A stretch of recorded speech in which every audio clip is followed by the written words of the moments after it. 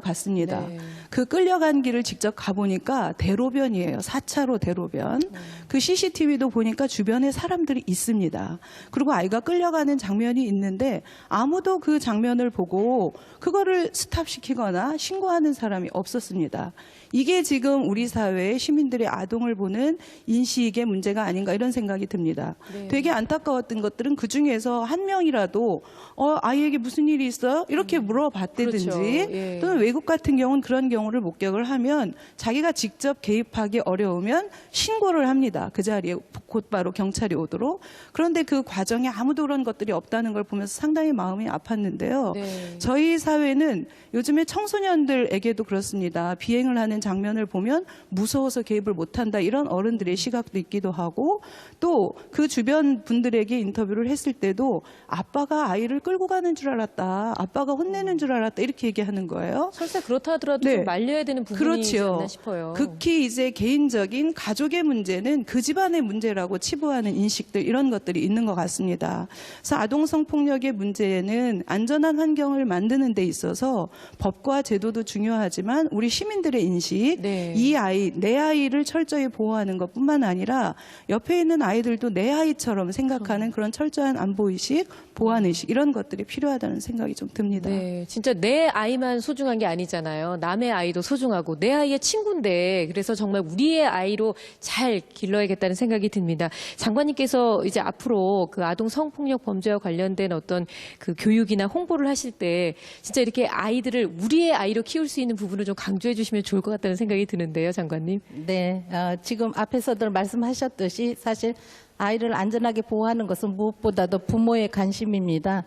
그렇기 때문에 이번에 우리 아동 성폭력 추방의 날 주제 캠페인도 주제를 부모의 관심으로 정했습니다. 네. 앞으로 이 점에 대해서 많이 홍보하고 정책도 강화하려고 합니다. 네. 그래서 저희가 아동 성폭력 가해자들의 공통적인 범행 패턴은 과연 어떻게 되는 것인가 저희가 준비를 해봤거든요. 화면으로 함께 확인하겠습니다. 아동 성폭력 가해자의 일반적인 범행 패턴을 알아보겠습니다. 너 여기 있었구나. 아동 성폭력 가해자는 아동에게 성폭력 의도를 가지고 접근을 시도합니다. 누구세요? 주로 피해 아동의 집이나 가해자의 집 혹은 차량 등 은밀한 장소에 가해자와 아동 단둘이 있을 기회를 의도적으로 만들려고 합니다.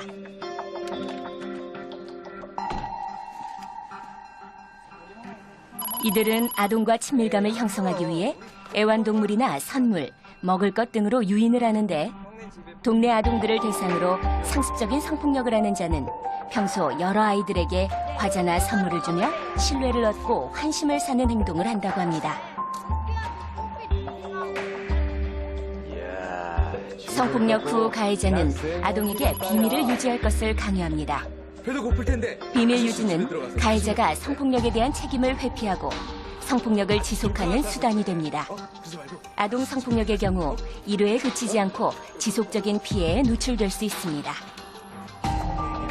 비밀 유지를 위해 가해자는 아동을 위협하는 발언을 하거나 장난감이나 돈 등 보상을 주며 둘만의 비밀을 지킬 것을 약속하고 강요합니다. 여기서 중요한 것은 가해자들은 자신을 신고하지 않을 것이라고 믿는 아이들을 골라서 범행을 저지른다는 것입니다. 평소 아동에 대한 부모와 주변의 관심이 필요한 이유입니다.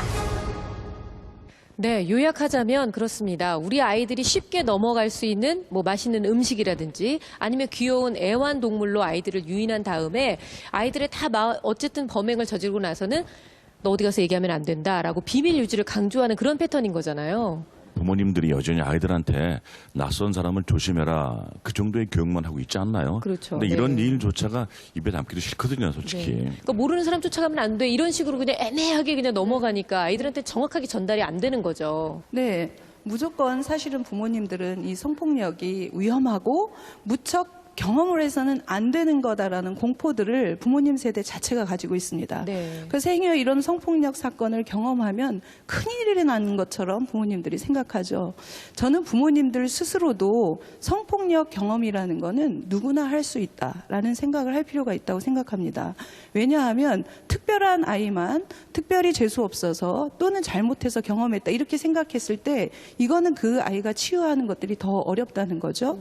그래서 이 땅에서 여성이라면 여자아이라면 경험할 확률이 훨씬 더 높고 또한 남자아이라 하더라도 약자인 경우에는 경험을 할 수 있다는 거죠. 교육을 받은 아이들조차도 사실은 교육받은 내용과 다르게 쫓아가는 경우들이 있습니다. 네. 그런 것들을 보면 아이들에겐 상당히 반복적이고 구체적이고 또한 이런 경우에는 어떻게 해야 된다라는 대안들까지 구체적으로 마련을 해줘야 아이들의 행동 패턴이 변할 수 있다는 생각이 듭니다. 네. 어린 아이일수록 반복적인 교육이 훨씬 더 필요하다는 거죠. 네. 오은영 목사님. 2003년도 보고예요. 지금 이제 2012년도니까 사실 오래된 보고이긴 하는데요. 전체 성폭행 피해자의 20% 이상이 아동 성폭행입니다. 이건 굉장히 높은 비율인데요. 네. 이처럼 사실은 우리가 빈번하게 겪을 수 있는 일이라는 겁니다. 그리고 큰 일이죠. 정말 있으면 안 되는 일이고요. 정말 이거는 뭐 정말 어떻게 해서라도 우리가 이런 일은 앞으로 일어나지 않도록 하는 게 굉장히 중요한데요. 문제는 우리가 대한민국에게 전통 어떤 의식이라는 게 있는 것 같아요. 특히 이제 성폭행이 주로 여자들한테 많이 나타나니까 여자 아동에게 물론 요즘은 남자 아동도 보고가 많이 되고 있지만 그래도 빈도수로 봐서는 이제 피해자가 여자가 많습니다. 그러다 보니까 예를 들어 엄마가 그걸 알게 됐을 때 이거 너와 나와의 비밀이야. 라든가 너 나중에 결혼해서 누구한테 절대 얘기하면 안 돼. 네. 뭐 이런 식의 메시지가 마치 피해자가 뭔가 내가 잘못을 한 것 같구나. 내지는 이것은 정말 수치스러운 거고 밝혀지면 정말 내가 부끄러운 일이라는 그런 인식들을 심어줄 수가 있습니다. 그래서 저는 이런 이제 사례가 저한테 치료를 받으러 왔을 때 뭐라고 얘기를 해주냐면은 이것은 뺑소니 교통사고하고 다를 바 없다라고 얘기를 해줍니다. 뺑소니 교통사고라고 생각을 하면 우리가 이 아이를 위로해 줄 수 있고 보호해 줄 수 있거든요.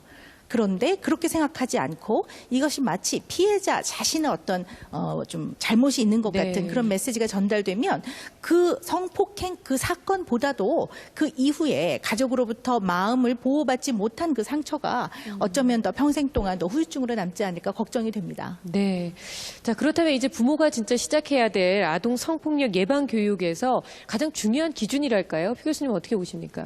네, 무엇보다도 성폭력은 어떤 특별한 상황에 처한 아동에게만 발생하는 것이 아니다. 네. 누구에게도 발생할 수 있다. 반대로 가해자 역시 어떤 괴물 같은 사람들이 아닙니다.